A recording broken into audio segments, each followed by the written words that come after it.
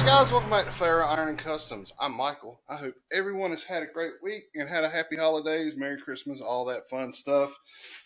This video is definitely going to post past Christmas because it's on Wednesday and today's Sunday. So anyway, we're going to jump back into working on this roof skin. So I'm not 100% sure how far we're going to get.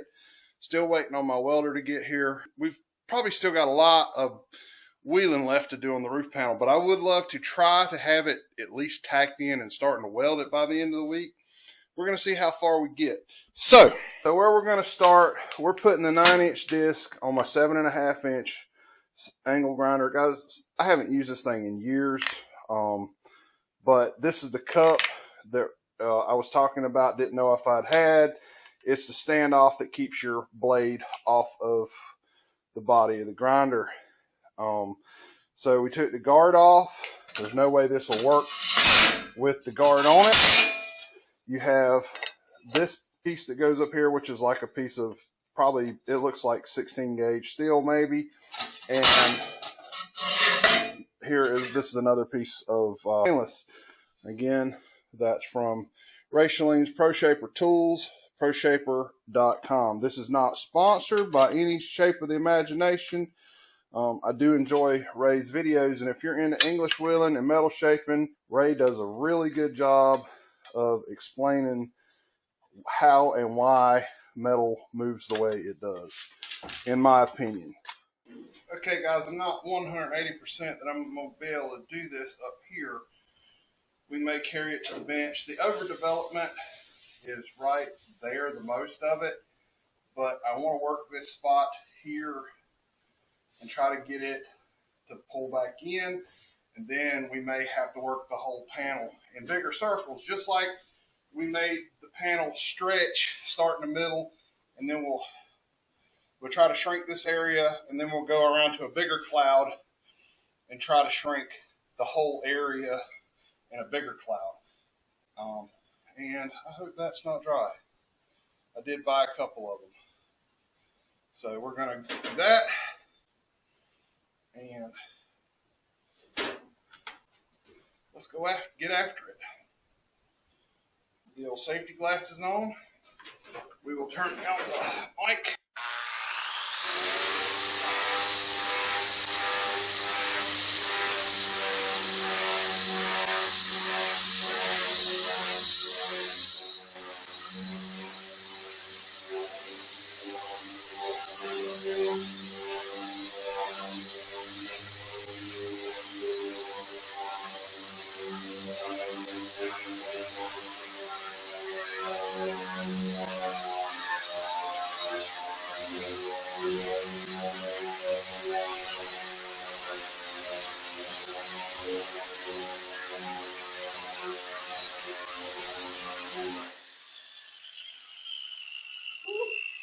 Guys, that's scary. We're definitely going to come down off of here.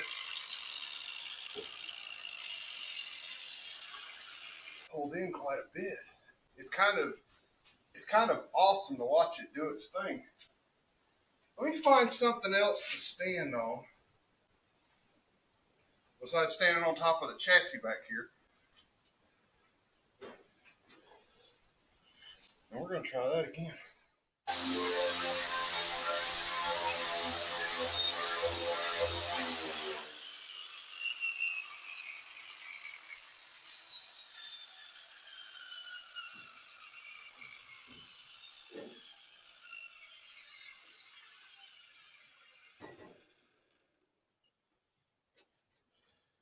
Guys, I pull down even more. I mean, it's just a little bit at a time, maybe 1/16 of an inch, but you can definitely tell that it's getting closer.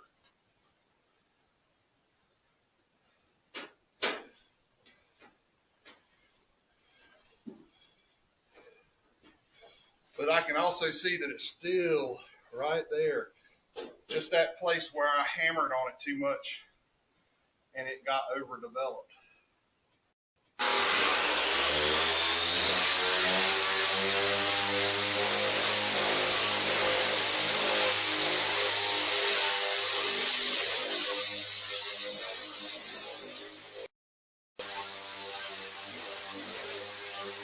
So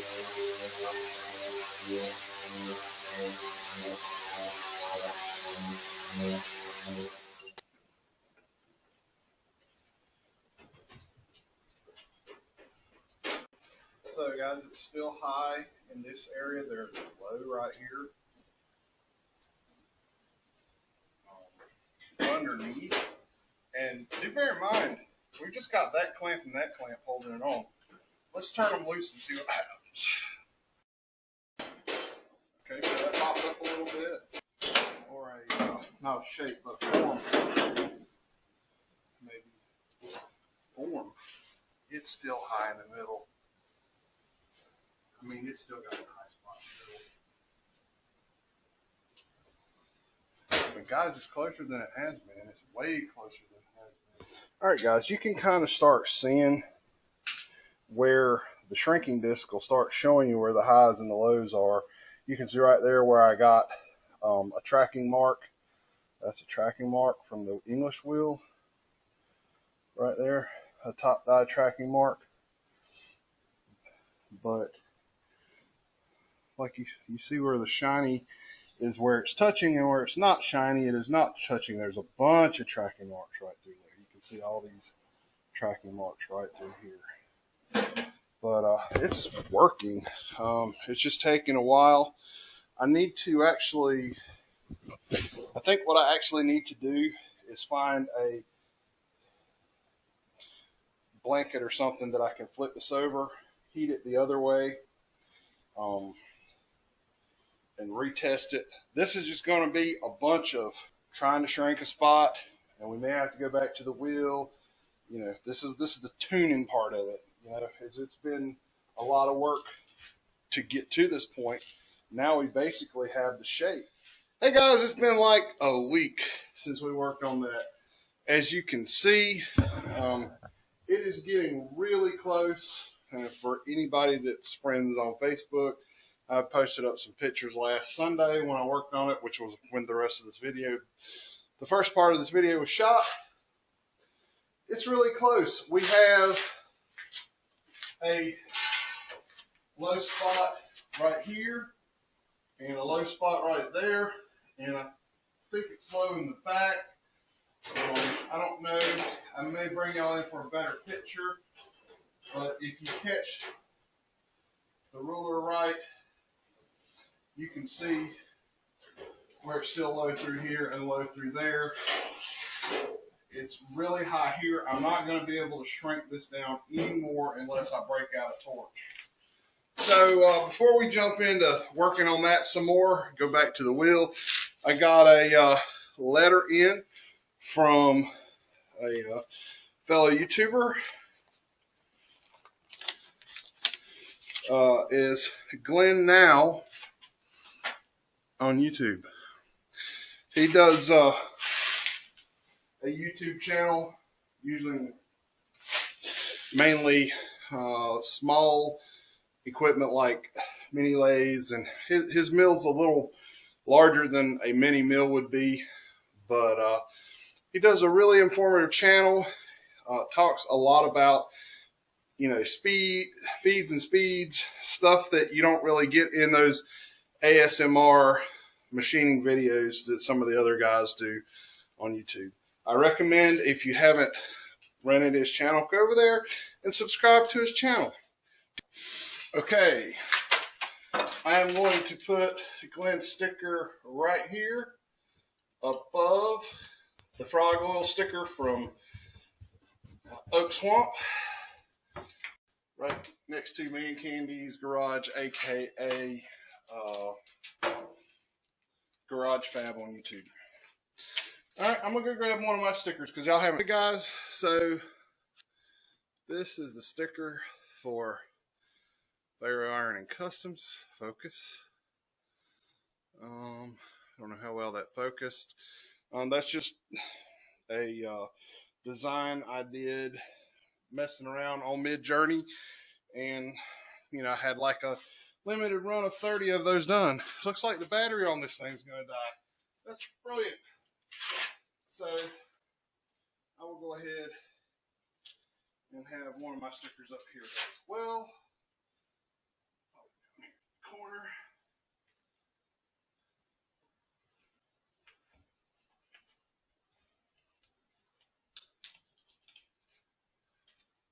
Slightly cover the air slam it sticker. That's fine. It's cool. It's all good. You can see where that place is overdeveloped right there. It's high. What I was finding out when I was shrinking with the shrinking disc is like here, you think it would come down, but if you shrink where it needs to be shrunk and then you shrink ahead of it and you think it will bring it down, it just brings this up higher, if that makes any sense. So you got to kind of learn how to read the metal. Nothing is going to teach you that except for getting out here and working with it. So we got a low spot right in this area, low. And like I said, I don't know if you can see how the straight edge is touching here, but it's low all through that area. So we're going to concentrate wheeling that. I thought the other side looked pretty good. Actually, it does look pretty good. It has a low spot, a little low spot. So we're going to get it a little bit with the wheel. What I'm doing is basically going to the wheel, making one pass, and then coming back and test fitting it on the truck and seeing what it looks like. Okay, guys, as your panel starts getting tension in it, you can kind of hear it with that tension in it. Like I said, you can see where I got marks where we need to work, concentrate our wheeling in that area, and probably right through here it's low. You should be able to see it. It's actually really close. I don't know if you can see the light dancing across the front where it's not quite right.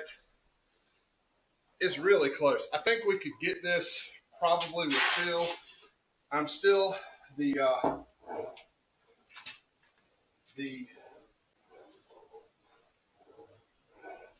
jury is still out as to whether this is going to get painted or not. I'm thinking not. Like I said, we're just making one pass or so at a time so we don't create any more problems. I'm coming back, just kind of washing back into the high spot. And we're going to come through this area and try to bring it up a little bit.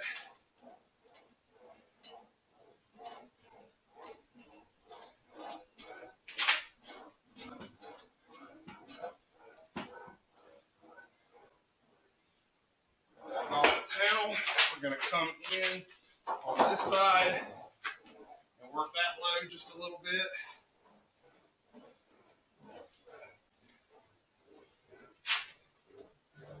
Like I said, there's an art to this. The only way you're going to learn how to do it is get out here and make mistakes. And then figure out how to make your mistakes. And I'm by no means close to knowing how to do it. All right, guys, I got it pretty daggone close. There's still a little low spot, and I may work on it before we start welding it just a little more. There is a low right there, and I don't know if you can see the light reflection showing that low or not, but it's low right there. It needs to come up just a little bit. It looks good. Like I said, if we were going to paint this, a little bit of fill would have this, you know, it would have it perfect. I think. Anyway, as perfect as it needs to be for this truck. And as my buddy Mike at My Car Shop says, we got to keep this in context. This is a rat rod, hot rod truck. It is very well likely not going to be painted, you know, and I am not mad about that. There are going to be plenty of cars that we're going to do full paint jobs and stuff like that on. And, you know, I just don't see any reason why we should do that on this one. Anyway, so what needs to be done next is I've got my Arc Cat and welder in, but it has not been unboxed. So we're going to go and unbox that thing. Oh, I meant to mention that I did cut the grid out of my buck, so the outside of the buck would make the roof on the other side hold its shape. So let me get set up. We're going to unbox this Arc Captain welder. Okay, guys, trying to give y'all a good vantage point here. This is the Arc Captain. I think it's 200 is what I ordered. I got this particular welder off of eBay.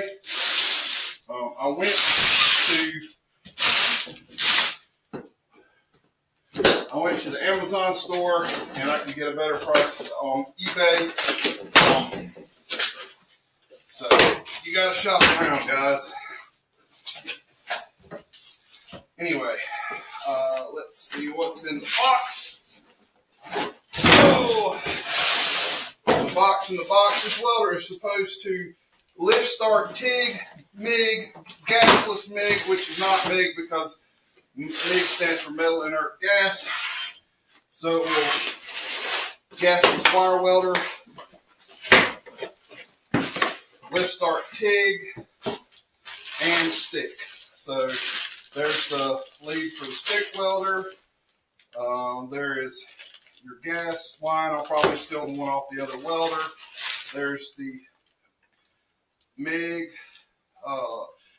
torch, and the ground. Now, I don't think this thing does not come with the TIG welder, torch, but I don't care because I'm not going to lift, start, TIG. I've got a TIG welder. I bought this because I needed another welder. Another TIG welder, not because. Whew, shiny. Guys, you can tell I'm a hot rod guy because I got excited over the pack of stickers in the box. If you don't get excited over the pack of stickers when you get a part in, you're not really a hot rod guy. Okay, I'm just kidding. But if you've been doing it long enough, that'll be funny. All right, guys. So here we are. We're experiencing the very first problem with our new welder. So I told you that screw was loose inside the welder when I opened it up. That screw actually holds the plastic wire guide that guides the wire into the roller. So it, I think it helps keep it from bird nesting. It probably fell out before they ever put it in the box. So I'm going to get in touch with Arc Captain and see if we can get that part. It's not in the breakdown list. It should be a consumable. So, okay, guys. So this is going to be total jank. What I did was I went and got part of a vacuum tee that will fit inside of this tight snug inside of this piece of airline, and we're just going to use that to aim our wire at that groove. Like I said, I'm going to do my best to go ahead and get with Arc Captain and see if we can get the correct part. But we do need to move ahead on this welding project. Okay, guys, so we're back out here. It's a couple days later. Yesterday, I came home, got the welder up and running, got the panel trimmed down, started cutting it in. Show you where I'm at. Like I said, I'm just trying to get the welder adjusted out. Guys, it's cold. I'm gonna have to light the fire. So this is where I'm at. Okay, guys, this is where I'm at. I've just gone along and tacked the panel down to the roof. I've started cutting it in. I've taken my grinder and I go in at a 45-degree angle. That's what you call the cut and butt. I got a little carried away right there. Sometimes it happens, guys, but right now we're going pretty good. It's really cold. I may want to warm this up right now. I hate welding sheet metal when it's cold because you're throwing more heat into it if it was like, 20 or 30 degrees hotter. So, anyway, so we got that. I got the answer back, got the communication back today from Arc Captain. They're going to take care of what's wrong with the welder. The piece that's missing It's called roller entry guide tube or something like that. Um, it took them a couple of days to get back with me. Guys, it's Christmas and New Year's. You can't haul that stuff against manufacturing or shipping Christmas and New Year's. Everybody's off this time of year. So, but they are going to take care of it, and they're going to look into making sure none of the other machines are like that. So something that you're going to want to think about that I ran into on this machine is that all of the guide wheels that come with it are either 0.8, 0.9 millimeters, or 1 millimeter wire. And 23 thousandths, if you convert it over to millimeters, it's like right at 0.6. So I had to order a different guide roller or a different one of these wire feed wheels to get the right size to do 23 thousandths wire. All right, so speaking of which, I was going to dress that one up. The one I'm using is slipping a little bit, and it's causing a problem. And the problem that it's causing is it don't advance the wire, and then it sticks. And when it sticks, 23 thousandths wire is bad about bad nesting because it's such thin wire. So I'm going to pull that wheel that's in there out, and we're going to set it up, try to dress it up a little bit. All right, guys, so I didn't want to go total brute force on this, but what I did was I found a bolt and a nut.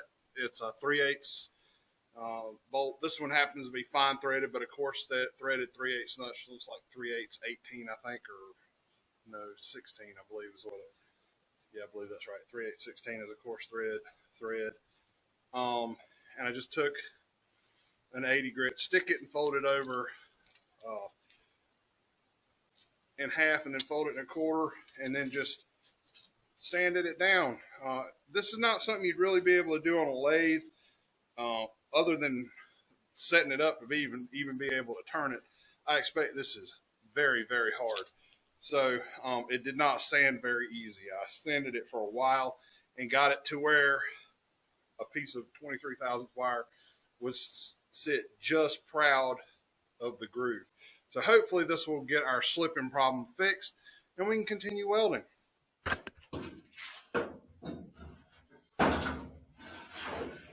All right, guys, so as y'all notice, I just grabbed a broken body hammer I'm using for a push stick. There's lots of different ways to make these.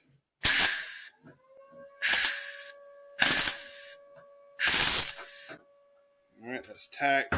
I've got a screwdriver in this corner to keep it from falling through because it is so tight. I had pushed it down and got it even, and it went underneath this corner, and then it was really hard to get it back up, which you could just cut it, but it's got a really tight gap.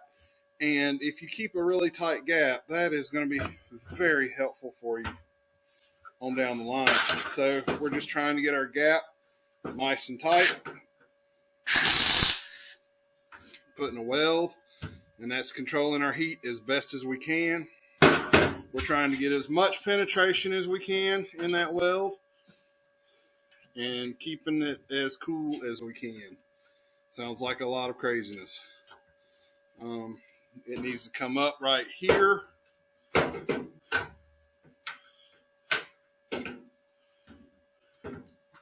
And guys, it's just a lot of the same thing. If you saw that just pop down, but I like where it is right there, so we're going to put a tack. We probably need to tack this about every inch. You probably just saw that go down. As you can tell, it's cold. I'm probably going to need to move the welder so I can get a better.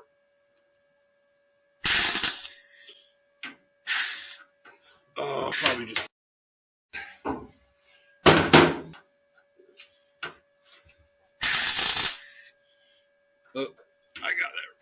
close.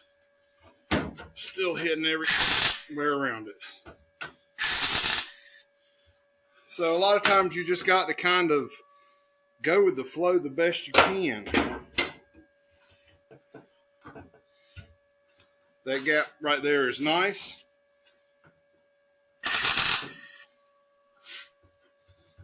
That one there is nice.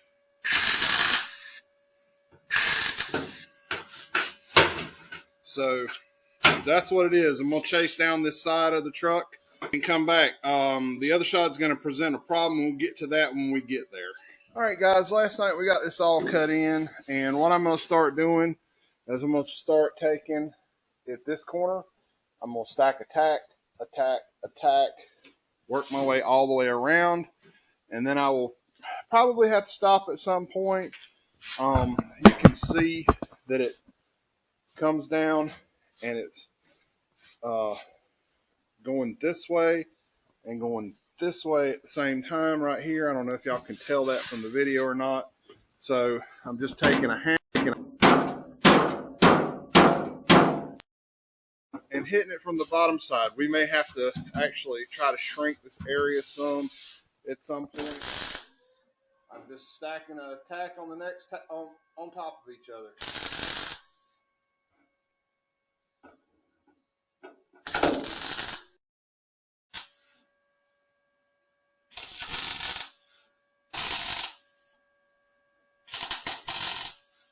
Okay, guys, so we are going as far as we can this week. On the truck, this is where we got to. I got most of the welding done, as y'all can see. It'll probably take me another hour, and all I did was started here, went all the way around, and laid a tack. And you can see the places where I didn't have a whole lot of problems got filled in, and then you get these places right through here. I had to recut that, and I kept forgetting to do it. And there's places like this where the gap's wide, and I've had to redo that. As a matter of fact, I actually pulled out this piece of brass and get to the point where, I don't know if y'all can see that, I would just stick it under the open gap and weld. You can see where I welded it. The weld will not stick to a non-ferrous metal like brass, copper, aluminum. So you can use it for a backer to keep the weld from falling out. And it also kind of takes some of the heat out of this thin sheet metal while you're trying to weld it. Anyway, I'm going to finish that up in the next video and probably get the back welded in. We'll probably try to shoot to get everything done on this roof chop in the next video. I really had intended to get further done than what we are today, but like I said, I'm out of time this week. Like and subscribe. Leave a comment down below.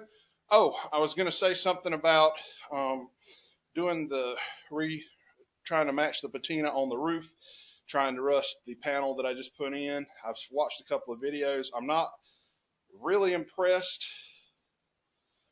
with some of the results that I saw, because I'm not sure that the rust come to like I'm not sure what it's going to take to get it. And I know it's not got to be perfectly close, but I mean, just, at least look the part. And when you put, quote unquote, patina style sauce on it, that it all evens out and kind of looks the same. But anyway, if y'all have any ideas about that, let me know. I've watched a couple of videos.